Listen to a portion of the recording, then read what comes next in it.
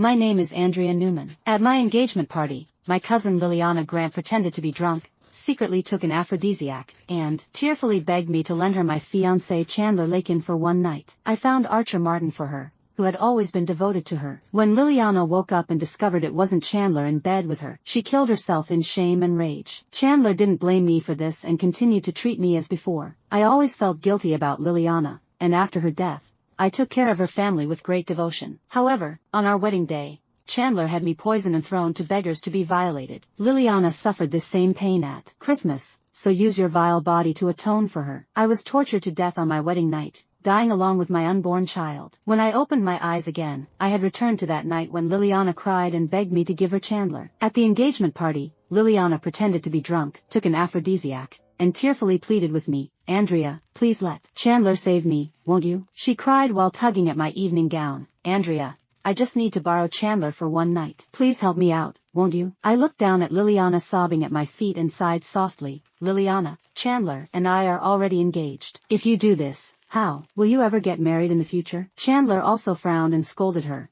"I'm your sister's husband. Your behavior is truly disgusting." With that, he kicked Liliana away and pulled me along as he turned to leave. Looking at Liliana struggling in pain on the ground, I ultimately softened. I called Archer, who had always admired her. Liliana and Archer were already betrothed, and Archer was an upright man who would never spread word of this incident. Having him help was the most appropriate choice under the circumstances. However, when she woke up and found Archer beside her, she broke down crying on the spot. She pointed at me and cursed that I had ruined her life, then resolutely killed herself. This incident became a shadow I could never shake from my heart. I always believed I was the one who caused her death. After she died, I devoted myself to caring for her family. Chandler was considerate of my efforts and often accompanied me to look after them. But on my wedding